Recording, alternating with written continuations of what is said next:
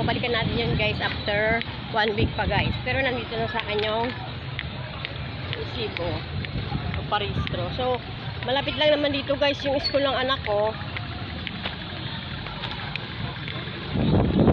Dadaanan na natin yung anak ko, okay? Ito palengke na namin guys. Katabi ng police station, lying in, munisipyo. Hi, Nay!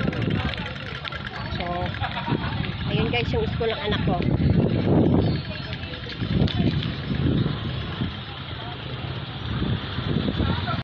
Nice!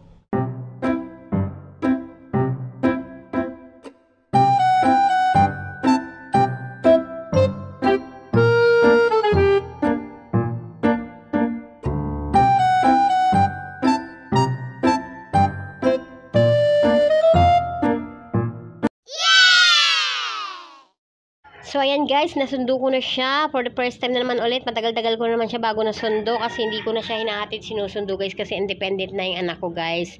Kasi grade 1 na siya, so kuya na siya, marunong na siyang pumunta ng school mag-isa and then umuwi.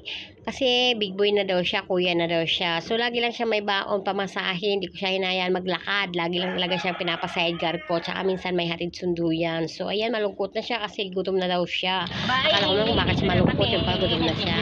Ayun lang guys, bye! Thank you for watching, follow and share.